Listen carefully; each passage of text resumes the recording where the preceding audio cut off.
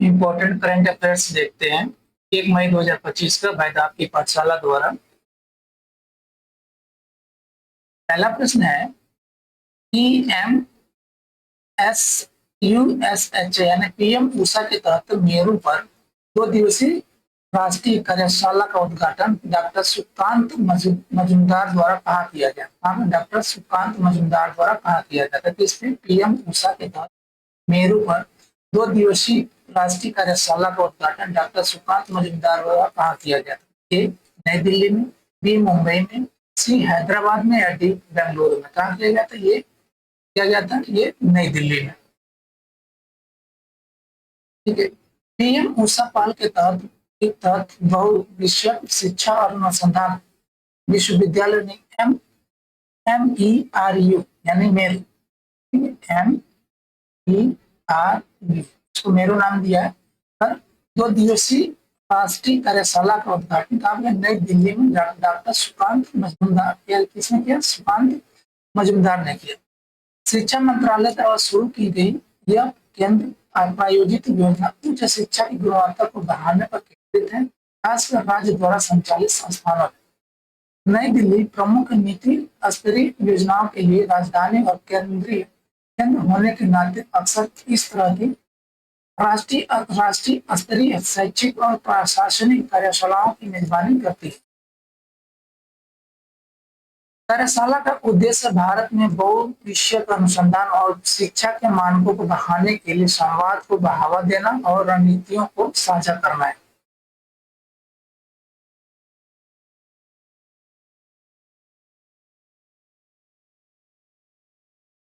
अगला प्रश्न है पुनर्गठित राष्ट्रीय सुरक्षा सलाहकार बोर्ड यानी कि NSAB का प्रमुख किसे नियुक्त किया गया? ए अजीत डोभाल को, बी विक्रम सूद को, सी KS दुल्लत को या डी आलोक जोशी को। किसको नियुक्त किया गया? ये आलोक जोशी को नियुक्त किया गया। तो इसका पुनर्गठित राष्ट्रीय सुरक्षा सलाहकार बोर्ड यानी कि NSAB।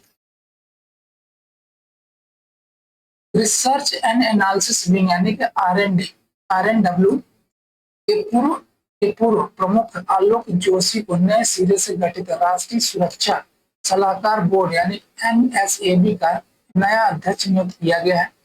यह नियुक्ति भारत के राष्ट्रीय सुरक्षा ढांचे को मजबूत करने के लिए रणनीतिक पुनर्गठन का हिस्सा है, खासकर बढ़ते आतंकी खतरों और पहलगाम हमले के जवाब में। NSAB के पुनर्गठन का उद्देश्य देश की सुरक्षा प्रक्रियाओं को बढ़ाना और सैन्य, खुफिया और कूटनीतिक मामलों पर राजनीतिक सलाह देना है, जो बढ़ती सुरक्षा चुनौतियों के बीच अपनी रक्षा रणनीतियों को बेहतर बनाने के लिए भारत की प्रतिबद्धता को दर्शाता है।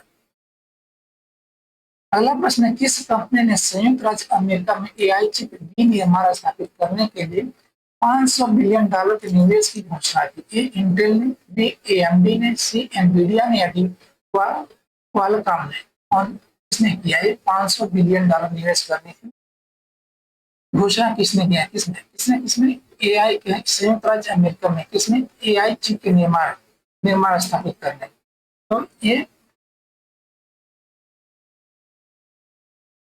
तो इसने किया ये एनवीडिया ने किया। एनवीडिया ने संयुक्त राज्य अमेरिका में AI चिप निर्माण स्थापित करने के लिए $500 बिलियन की ऐतिहासिक निवेश योजना का अनावरण किया है, जो कंपनी की रणनीति में एक महत्वपूर्ण बदलाव को दर्शाता है। परंपरागत रूप से एशियाई विनिर्माण पर निर्भर विशेष रूप से ताइवान में यह कदम घरेलू तकनीकी उत्पादन को बढ़ावा देने और AI बुनियादी ढांचे का समर्थन करने के लिए एनवीडिया की प्रतिबद्धता को दर्शाता है। निवेश ट्रंप प्रशासन द्वारा समर्थित है और इसका उद्देश्य विदेशी आपूर्ति श्रृंखलाओं पर निर्भरता को कम करते हुए अमेरिका को AI प्रौद्योगिकी में वैश्विक नेता बनाना है। यह बड़े पैमाने पर रोजगार पैदा करने और राष्ट्रीय तकनीकी उद्योग को मजबूत करने की दिशा में एक कदम है। अगला प्रश्न है 30 अप्रैल को सेवानिवृत्त होने पर एकीकृत रक्षा स्टाफ के प्रमुख का पद किसने त्याग दिया? 30 अप्रैल को सेवानिवृत्त होने पर एकीकृत रक्षा स्टाफ के प्रमुख का पद किसने त्याग दिया? A lieutenant general Anil Chauhan, B lieutenant general Raj Shukla, C lieutenant general Harpal Singh या D lieutenant general JP Mathew? इसने त्याग दिया इसको। तो lieutenant general JP Mathew, option D है। ये option D lieutenant general JP Mathew ने त्याग दिया, रिटायर हो गए 30 अप्रैल। लेफ्टिनेंट जनरल जेपी मैथ्यू ने लगभग 4 दशकों तक भारतीय सशस्त्र बलों की सेवा करने के बाद 30 अप्रैल को चीफ ऑफ इंटीग्रेटेड डिफेंस यानी कि CISC के पद से क्या इस्तीफा दे दिया। अपने कार्यकाल के दौरान उन्होंने सेना, नौसेना, वायुसेना के बीच एकजुटता को बढ़ावा देने में महत्वपूर्ण भूमिका निभाई और रक्षा, साइबर और अंतरिक्ष क्षमताओं के विकास में महत्वपूर्ण योगदान दिया। उनके नेतृत्व में भारतीय रक्षा उद्योग के साथ सहयोग को भी मजबूत किया।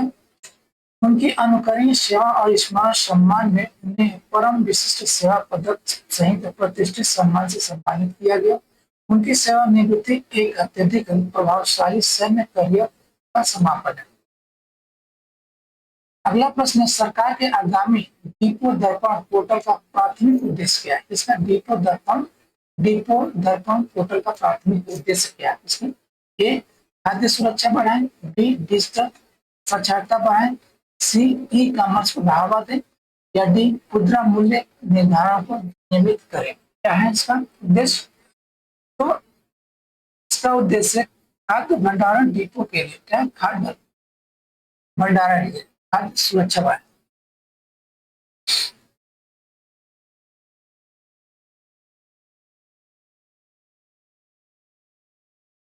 ठीक है, ये खाद्य भंडारण के लिए किया गया है। हम उसके लिए ऑप्शन ए।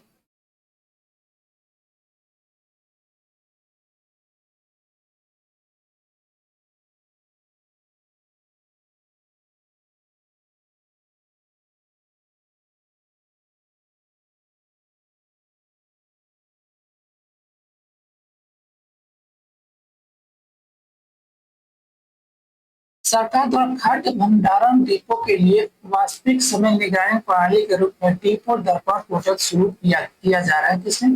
ये खाद्य भंडारण डिपो के लिए, खाद्य भंडारण डिपो के लिए वास्तविक समय की निगरानी प्रणाली के रूप में डिपो दर्पण पोर्टल शुरू किया गया। इसका उद्देश्य यह सुनिश्चित करना है कि एक डिपो गुणवत्ता और सुरक्षा में शीर्ष स्तरीय मानकों को बनाए रखें। यह पहल पूरे भारत में 80 करोड़ से अधिक लाभार्थियों के लिए खाद्य सुरक्षा बढ़ाने के व्यापक लक्ष्य का समर्थन करती है। वैज्ञानिक भंडारण विधियों और स्मार्ट भंडारण प्रौद्योगिकियों को एकीकृत करके सरकार का लक्ष्य खराब होने को कम करना, दक्षता बढ़ाना और सार्वजनिक वितरण प्रणाली को बेहतर ढंग से प्रबंधित करना है। इस पोर्टल का शुभारंभ एक अधिक लचीली और तकनीकी रूप से सशक्त खाद्य आपूर्ति श्रृंखला की दिशा में एक रणनीतिक कदम को दर्शाता है। अगला प्रश्न है, द्वितीय भारतीय ओपन रिले प्रतियोगिता में पुरुषों की 400 मीटर 4x100 मीटर रिले में नया राष्ट्रीय रिकॉर्ड समय क्या है? ए 38.89, बी 38.69, सी 38.79 या डी 38.99।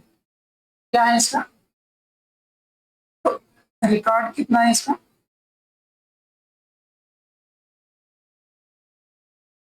ये 38.89 सेकेंड है। 38.89 सेकेंड है ऑप्शन ए ना। 38.89 सेकेंड, 30 ये सेकेंड में कितने में? ये सेकेंड में, सेकेंड में, सेकेंड 38.89 सेकेंड।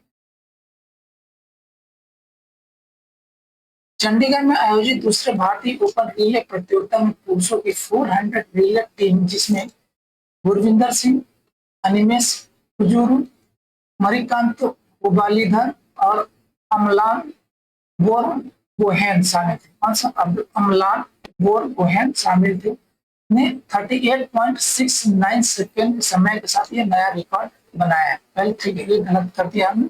ये कितना है? 38.69। ये ऑप्शन ये है, नहीं, ये ऑप्शन बी है 38.96।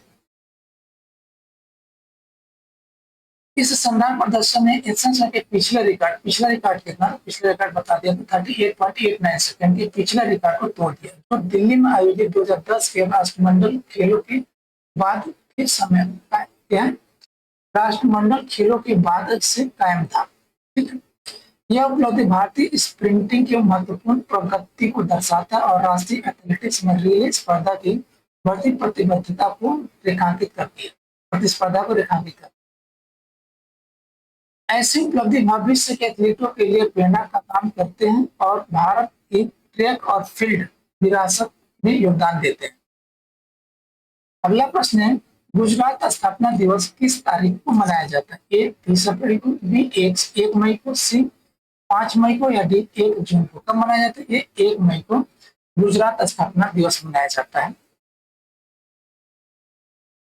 गुजरात स्थापना दिवस 1960 में गुजरात राज्य गठन के उपलक्ष्य में 1 मई को प्रतिवर्ष मनाया जाता है। पुनर्गठन बॉम्बे पुनर्गठन अधिनियम का परिणाम था, जिसने तत्कालीन बॉम्बे राज्य को भाषाई आधार पर गुजरात और महाराष्ट्र में विभाजित कर दिया था। गुजराती भाषी क्षेत्र गुजरात बन गया, जबकि मराठी भाषी क्षेत्र का महाराष्ट्र बन गया। यह तिथि गुजरात के लोगों के लिए ऐतिहासिक और सांस्कृतिक महत्व रखती है और इसे राज्य भर में विभिन्न कार्यक्रमों और समारोहों के साथ मनाया जाता है, तो इनकी अनूठी विरासत और राष्ट्र के लिए योगदान का सम्मान करते हैं। अगला प्रश्न है, किस कंपनी ने राष्ट्रीय करियर सेवा पोर्टल के माध्यम से रोजगार को बढ़ावा देने के लिए श्रम और रोजगार मंत्रालय के साथ एक समझौता ज्ञापन पर हस्ताक्षर किए? ए उबेर ने, बी ओला ने, सी रैपिडो ने, या डी जोमैटो। किसने हस्ताक्षर किया? श्रम और रोजगार मंत्रालय के साथ क्या किया? हस्ताक्षर किया है। किसने किया? ये किया है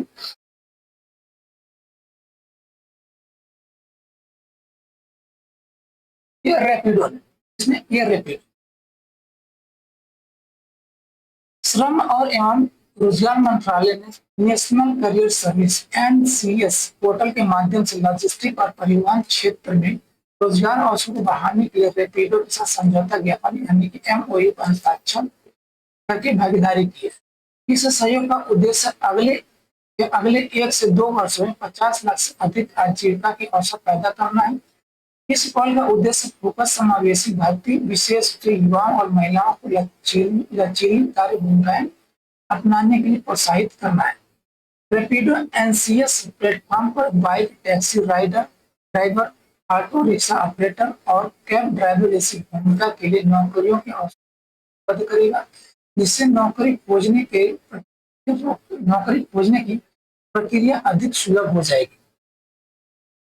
अगला प्रश्न है, वेब्स 2025 कार्यक्रम के दौरान भारतीय रचनात्मक प्रौद्योगिकी संस्थान यानी IICT का शुभारंभ किस शहर में किया गया?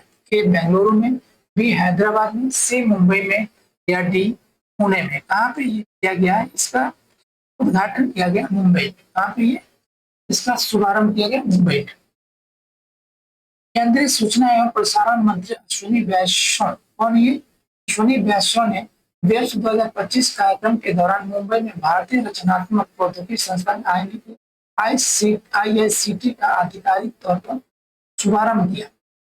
यह संस्थान AVGC यानी कि एनिमेशन, विजुअल इफेक्ट्स, गेमिंग और कॉमिक्स क्षेत्र में उत्कृष्टता को बढ़ावा देने के राष्ट्रीय प्रयास का हिस्सा है। उत्कृष्टता को बढ़ावा देने का राष्ट्रीय प्रयास का हिस्सा, जिसका उद्देश्य भारत को डिजिटल रचनात्मक के लिए वैश्विक केंद्र के रूप में स्थापित करना है। मीडिया और मनोरंजन में एक प्रमुख केंद्र होने के नाते मुंबई इस लॉन्च के लिए रणनीतिक विकल्प था। IICT युवा रचनात्मक पेशेवरों को सशक्त बनाने और भारत के डिजिटल कंटिनेंट का इकोसिस्टम को आगे बढ़ाने के लिए प्रशिक्षण, अनुसंधान और उद्योग सहयोग के अवसर प्रदान करेगा।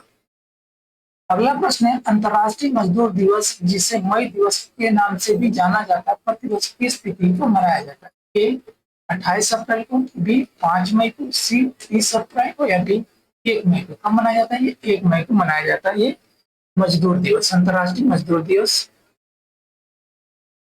अंतर्राष्ट्रीय मजदूर दिवस, जिसे व्यापक रूप से मई दिवस के रूप में जाना जाता है, हर साल 1 मई को मजदूरों के योगदान का सम्मान करने और उनके अधिकारों और कल्याणों के बारे में जागरूकता बढ़ाने के लिए मनाया जाता है।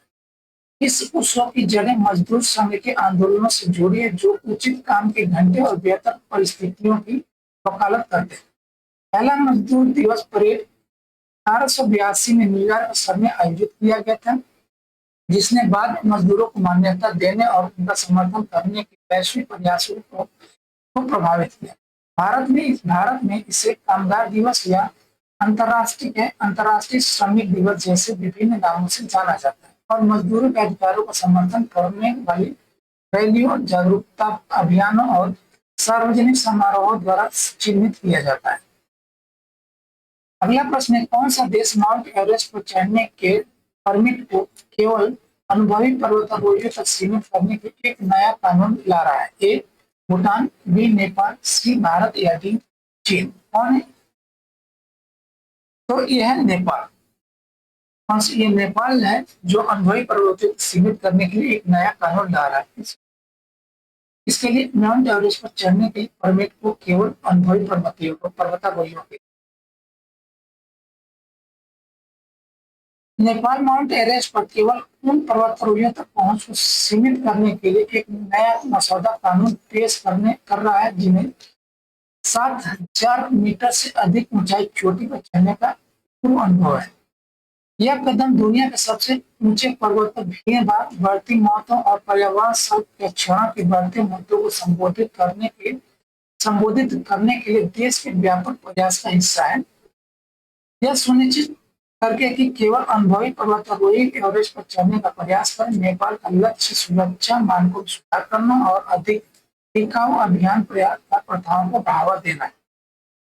नए विनियमन को एवरेस्ट क्षेत्र की पारिस्थितिक अखंडता को सुरक्षित करने की दिशा में एक कदम के रूप में भी देखा जाता है, जो कचरे के संचय और अनियमित पर्यटन से लगातार पीड़ित है। अगला प्रश्न है, किस देश ने संयुक्त राज्य अमेरिका के साथ एक आर्थिक साझेदारी समझौते पर हस्ताक्षर किए, जिसके तहत उसे अपने दुर्लभ खनिजों तक पहुंच प्रदान की गई? ए यूक्रेन, बी पोलैंड, सी रोमानिया या डी जॉर्जिया? कौन है? किस देश ने संयुक्त राज्य अमेरिका के साथ एक आर्थिक साझेदारी समझौते पर हस्ताक्षर किए, जिसके तहत उसे अपने दुर्लभ खनिजों तक पहुंच प्रदान की गई? ठीक है, तो ये कौन है? ये किसके साथ समझौता? ये यूक्रेन के साथ समझौता हुआ है, यूएसए का और यूक्रेन का। यूएसए ने यूक्रेन के साथ एक आर्थिक साझेदारी समझौते पर हस्ताक्षर किए हैं, जिससे यूक्रेन के दुर्लभ पृथ्वी खनिजों तक पहुंच मिल गई है। इसको यूएसए जो रक्षा और ऊर्जा स्वच्छ क्षेत्रों सहित स्वच्छ ऊर्जा क्षेत्रों सहित उन्नत प्रौद्योगिकियों के लिए महत्वपूर्ण। बदले में समझौते में एक संयुक्त पुनर्निर्माण निवेश कोष का गठन शामिल है, जिसका उद्देश्य चल रही चुनौतियों के बीच यूक्रेन के पुनर्निर्माण प्रयासों में सहायता करना है। यह रणनीतिक कदम न केवल दोनों देशों के बीच आर्थिक संबंधों को मजबूत करता है, बल्कि भू राजनीतिक स्थिरता और संसाधन सुरक्षा में उनके हितों को भी जोड़ता है। यूक्रेन के समृद्ध खनिज भंडार वैश्विक आपूर्ति श्रृंखला में महत्वपूर्ण भूमिका निभाते हैं, जिससे यह सौदा आर्थिक रणनीतिक दोनों कारणों से क्या महत्वपूर्ण हो जाता है।